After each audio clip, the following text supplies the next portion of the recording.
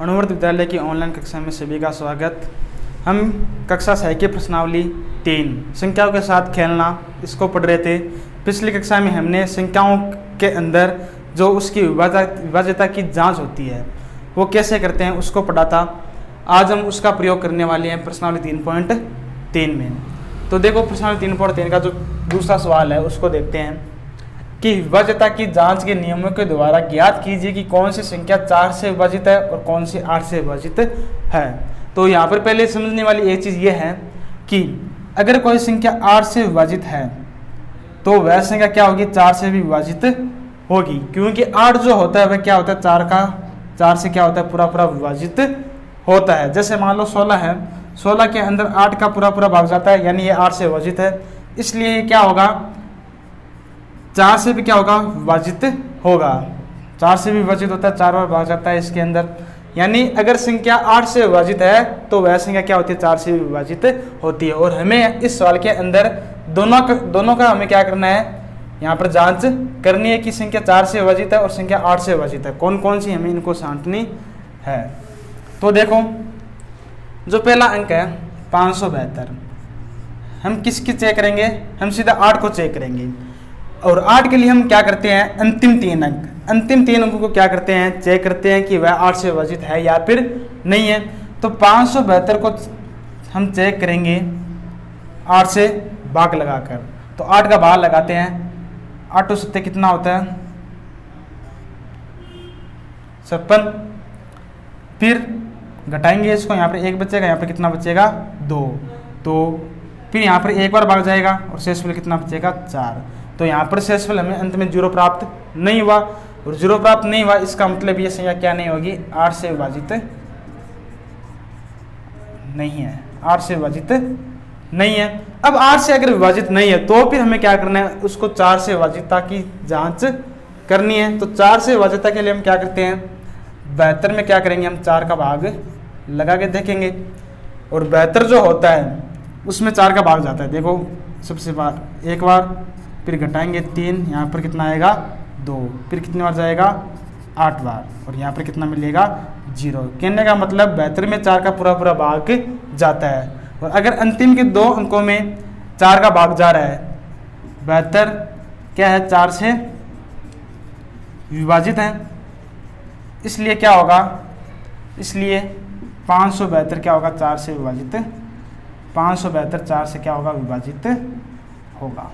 तो ये जो पहली संख्या है ये क्या है, 8 से विभाजित नहीं है और 4 से विभाजित है। फिर दूसरी देखो बी में देखो क्या दे रखा है, 7 2 6 3 5 2। तो सबसे पहले 8 से विभाज्यता की जांच करेंगे। तो अंतिम के 3 अंकों को चेक करो कि ये 8 से विभाजित है या फिर नहीं है, यानी 352 में क्या करो, आप 8 का भाग लगा के देखो।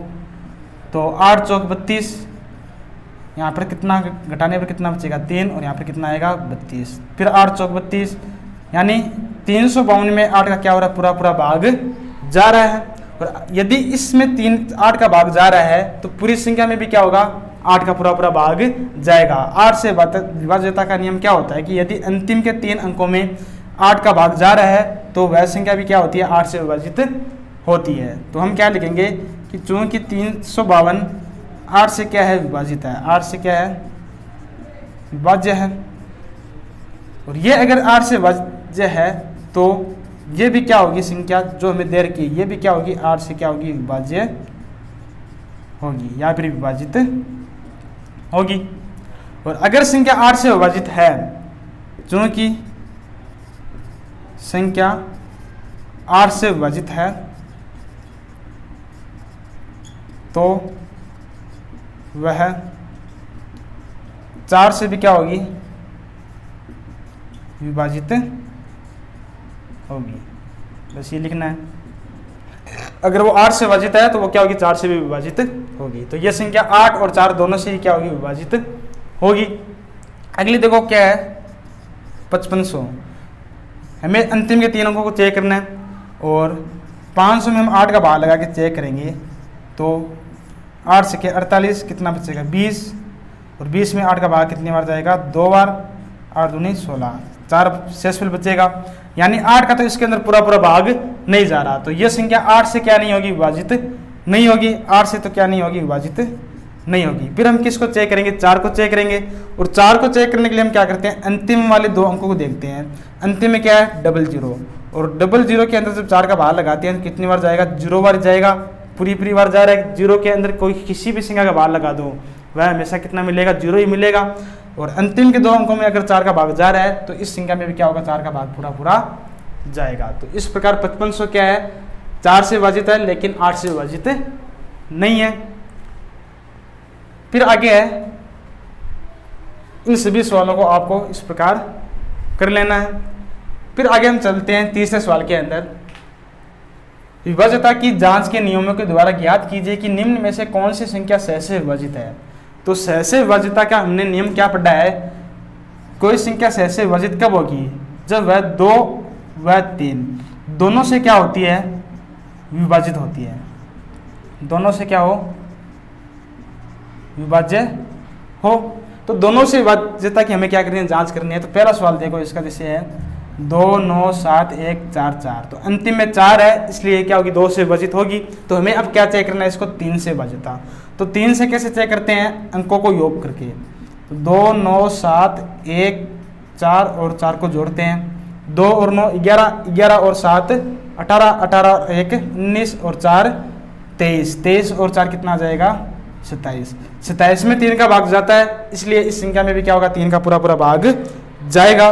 तो यह संख्या 2 से भी विभाजित है और 3 से भी क्या विभाजित है, इसलिए यह संख्या क्या होगी, 6 से भी पूरी विभाजित होगी। तो इस प्रकार हमें क्या करना है, प्रत्येक संख्या को चेक करना है। जैसे मान लो इसका सी है, सी में क्या दे रखा है, 4 3 3 और 5। तो इस संख्या में देखो इसका जो अंतिम अंक है वो कितना है, 5 है। और जिस संख्या के अंतिम में 5 हो वह संख्या 2 से विभाजित नहीं होती। तो यह संख्या 2 से क्या नहीं है, विभाजित नहीं है, 2 से विभाजित नहीं है। और अगर 2 से विभाजित नहीं है तो फिर हमें आगे इसको 3 से विभाजितता की जांच करने की जरूरत नहीं है, क्योंकि ये 2 से विभाजित नहीं है, इसलिए ये क्या नहीं होगी, 6 से भी विभाजित नहीं होगी। हमें 3 वाला इसके अंदर चेक भी नहीं करना। अगर संख्या जैसे ये है, ये क्या नहीं होगी, 2 से विभाजित नहीं है, इसलिए 6 से भी विभाजित नहीं है। ये संख्या भी 2 से विभाजित नहीं है, 6 से भी विभाजित नहीं होगी, ये भी नहीं होगी इस प्रकार।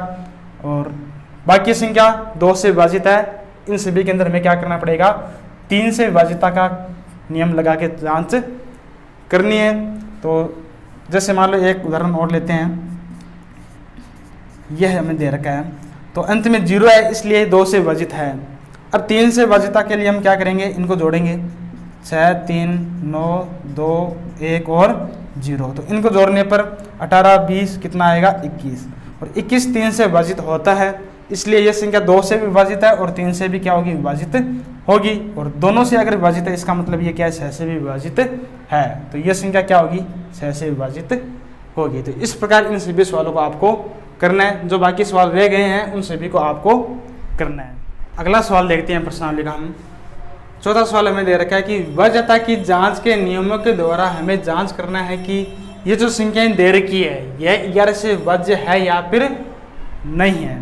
तो 11 से विभाज्यता का हम जांच कैसे करते हैं, संख्याओं को अंतिम से एकांतर रूप से जोड़ते हैं और जो बाकी अंक बचे उनको जोड़ते हैं। तो दोनों अंकों का हम क्या निकालते हैं, फिर जो योग आता है उनका अंतर निकालते हैं। और वो अंतर अगर 11 से विभाज्य हो तो वह संख्या क्या होती है, 11 से विभाजित होती है। तो उसी को हम अप्लाई करेंगे यहाँ पर। जैसे इसका ए है 5 4 4 5, हम क्या करेंगे, अंतिम से एकांतर रूप से 1 छोड़ेंगे, फिर एक अंक को जोड़ेंगे। तो 4 और 5 इनका योग 9, फिर इसी प्रकार बाकी अंकों का योग 4 और 5 इनका योग भी कितना आएगा, 9। तो अगर दोनों अंक बराबर होते हैं तो वह संख्या क्या होती है, 11 से विभाजित होती है। तो यह संख्या 11 से विभाजित है। फिर चलो इसका सी देखते हैं, 7 1 3 8 9 6 5। तो एकांतर रूप से अंकों को जोड़ेंगे। तो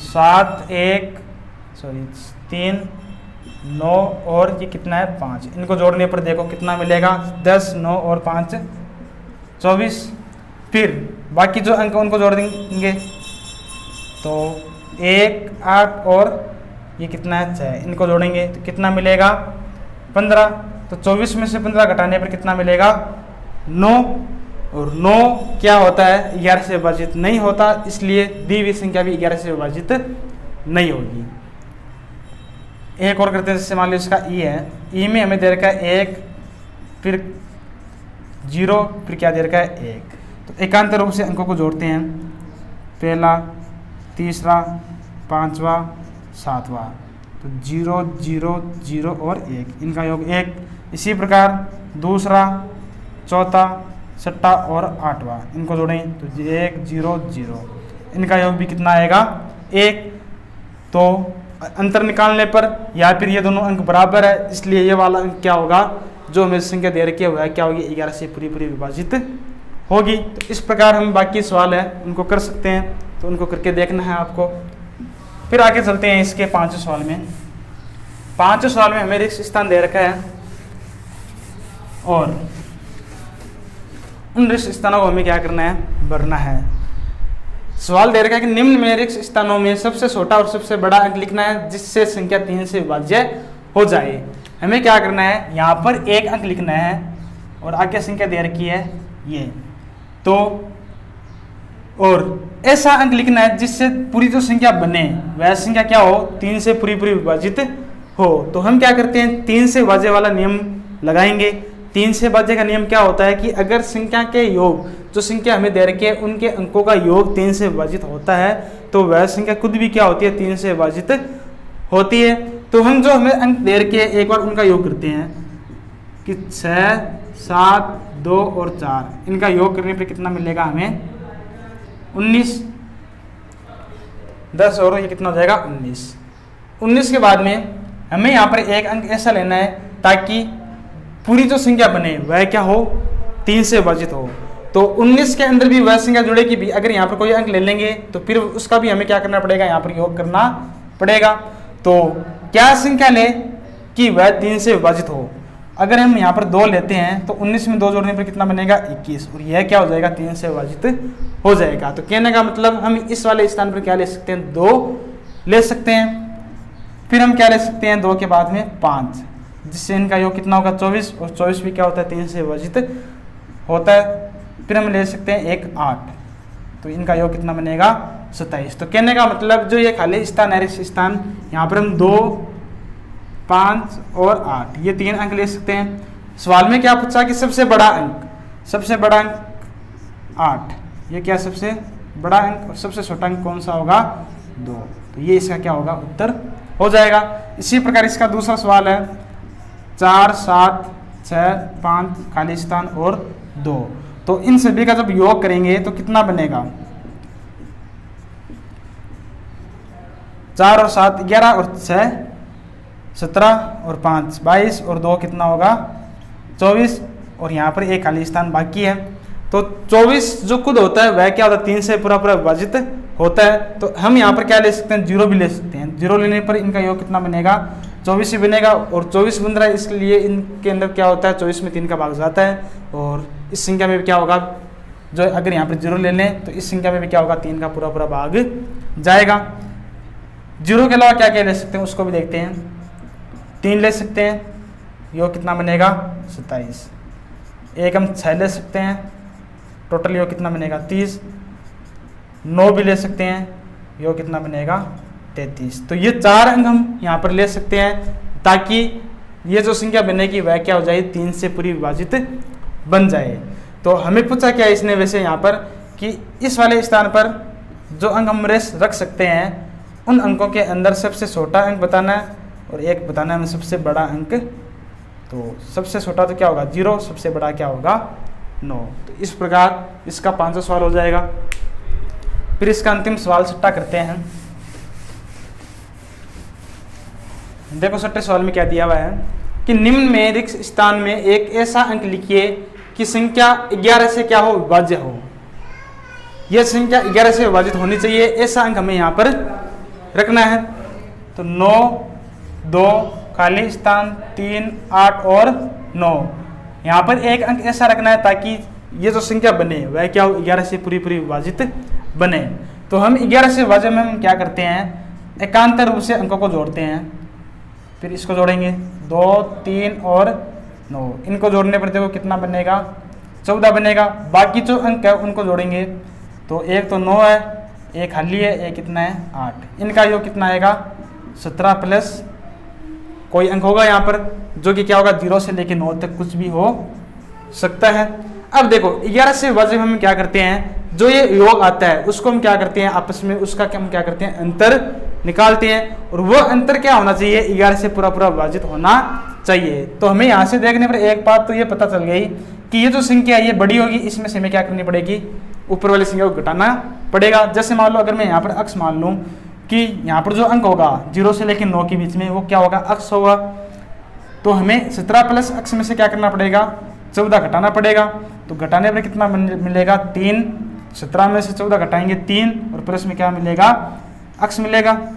अब देखो यहाँ पर एक ऐसी संख्या बननी चाहिए जो क्या हो 11 से पूरी पूरी विभाजित हो, तो 3 में क्या ले सकते हैं हम 8 ले सकते हैं, और 8 को लेने पर यह कितना बन जाएगा 11। तो और 11 क्या होता है 11 से विभाजित होता है। तो कहने का मतलब 0 से लेकर 9 के बीच में हम अक्स का मान क्या ले सकते हैं यहाँ पर 8 ही ले सकते हैं, ताकि ये जो संख्या बनेगी ये क्या बनेगी 11 से पूरी पूरी विभाजित बनेगी। तो इसी प्रकार अगला सवाल आपको खुद ही